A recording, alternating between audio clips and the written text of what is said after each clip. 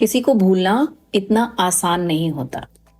मैं अपने क्लाइंट्स के एक्सपीरियंस आपसे शेयर करना चाहती हूँ, क्योंकि वो दूसरों को ये मोटिवेट करता है और दूसरों को ये होप देता है कि शायद मैं भी इन प्रॉब्लम्स से निकल सकता। तो किसी को भूलना आसान नहीं होता है। हमेशा दो पार्टनर में से एक हमेशा ऐसा होता है कि जिसको उसको भूलने के लिए बहुत मेहनत लगती है, बहुत ज़्यादा प्रॉब्लम्स उसको फेस करनी पड़ती है। दूसरा व्यक्ति शायद आसानी से भूल जाता है, लेकिन एक उसमें से जो पार्टनर होता है उसके लिए ये बहुत ही मुश्किल काम होता है। Hi everyone, I'm Preeti Tripathi, a relationship coach and emotional intelligence expert. I'm working in the field of psychology from last 6 years. In case you are new to my channel, please like and subscribe to my channel.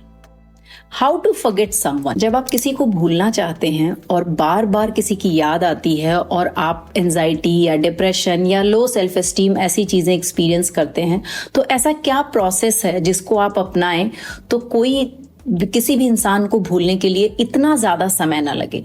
तो जो process और जो therapy मैं अपने clients के साथ use करती हूँ और उनको बेनिफिट होता है, तो ये मैं आपसे शेयर करना चाहती हूँ। सबसे पहली और सबसे इम्पॉर्टेंट चीज़ है कि कभी भी जैसा आपके साथ ऐसा रिलेशन में कुछ हुआ है, आप किसी को भूलना चाहते हो, तो the first step is acceptance. अपने आप को एक्सेप्ट करना पड़ेगा आपको कि ऐसा कुछ हो गया है आपके साथ। अपने इमोशंस को प्रोसेस करना है, ना कि उसको सरप्रेस करना है। अक्सर होता है कि हम अपने इमोशंस को दबाने की कोशिश करते हैं बार बार, लेकिन वो दबाने से आपका जो ये प्रोसेस है ये बहुत लंबा हो जाएगा।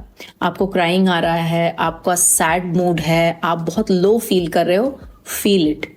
आप उसको फील करिए, आप उसको एक्सपीरियंस करिए, लेकिन एक्सेप्टेंस का जो प्रोसेस है उसको आपको daily, in fact you need to write that. आपको लिटरली लिखना पड़ेगा कि आई एक्सेप्ट इट, कि मेरे साथ ऐसा हुआ है और मुझे उस व्यक्ति को भूलना है, क्योंकि जब तक आप भूलेंगे नहीं तब तक आप आगे नहीं बढ़ सकते हैं।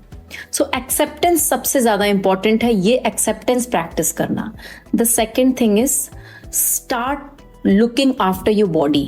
अपनी बॉडी का देखभाल शुरू कर दीजिए, क्योंकि जब आप अपनी बॉडी का देखभाल शुरू करेंगे तो आपका जो हैप्पी हार्मोन्स हैं, डोपामीन है, सेरोटोनिन है, ऑक्सीटोसिन है, ये सारी चीजें रिलीज होंगी। और जब ये हैप्पी हार्मोन्स रिलीज होंगे तो आपको बेटर फील होगा। फिटनेस के लिए ऐसी क्या इंपॉर्टेंट चीज है जो आपको ज्यादा फोकस करना चाहिए? Should start running. रनिंग से भी बहुत अच्छा रिजल्ट आता है। And you can start weight lifting. Weight lifting से भी हैप्पी हार्मोन्स रिलीज होते हैं। अपनी बॉडी का देखभाल करना is the second step. Now coming to third step. हम क्या होता है, जब हम ऐसे प्रोसेस में होते हैं तो हम अपने आप को आइसोलेट कर लेते हैं, बिकॉज हमारा लो सेल्फ एस्टीम हो जाता है। हम अलग थलग रहना शुरू कर देते हैं, हम लोगों से मिलना जुलना बंद कर देते हैं। Even if you don't want, आप नहीं चाहते हो, फिर भी go and try and meet people. लोगों से मिलना जुलना शुरू करिए, क्योंकि जब आप लोगों से मिलना जुलना और बातचीत करना शुरू करेंगे तो आपका सेल्फ एस्टीम हाई होगा, आपको अच्छा फील होगा। ये सबसे इंपॉर्टेंट है कि अपना सोशल सर्कल इसको बढ़ाइए। Now coming to the next step. अपने लक्ष्य पे, अपने जो भी आपका एम है, जो भी आपका गोल है, उसके बाद start focusing on your goal.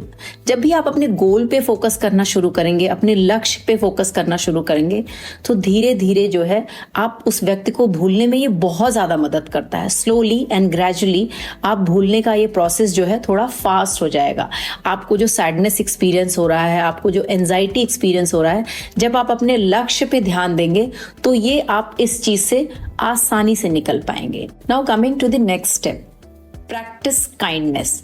Believe me, kindness जब आप प्रैक्टिस करते हैं ना, वो काइंडनेस किसी भी फॉर्म में हो, आप एनिमल्स को फीड करना या फिर लोगों की हेल्प करना, आप यकीन नहीं करेंगे, अगर आप रोड पे चलते हुए किसी को किसी चीज की ऐसी हेल्प हो या कोई चीज if someone is trying to lift something and not able to do it, believe me, अगर आप वो भी करेंगे ना तो आपको एक हैप्पी हार्मोन्स रिलीज होगा। So practice kindness. काइंडनेस एक ऐसा प्रैक्टिस है कि आपको बुरे से बुरे फेज से निकालता है। तभी हमारे इनफैक्ट धर्मों में, ग्रंथों में हमेशा काइंडनेस की बात कही गई है, लोगों की हेल्प करने की बात कही है। ये हमको बहुत ही साइकोलॉजिकल इफेक्ट देता है। जब भी आप इस तरह की प्रैक्टिस करते हैं आपको बहुत ज्यादा अच्छा फील होता है और आप किसी भी बुरी परिस्थिति से निकलने में काफी सहायक होता है, आपको काफी मदद मिलती है और आपको काफी अच्छा फील होता है। सो ये जो प्रोसेसेस हैं अगर आप जेन्युइनली फॉलो करेंगे, और मैं बता दूं आपको ये फॉलो करना ही पड़ेगा, there is no other option. क्योंकि जब तक आप इन चीजों को प्रैक्टिस नहीं करेंगे, जब तक आप इन चीजों को नहीं फॉलो करेंगे, तब तक आप शायद इस चीज से निकलना आपके लिए मुश्किल होगा। I hope this video helps. आप अगर मूव ऑन करना चाहते हैं, किसी को भूलना चाहते हैं, किसी भी ऐसी परिस्थिति से निकलना चाहते हैं, thank you so much for watching.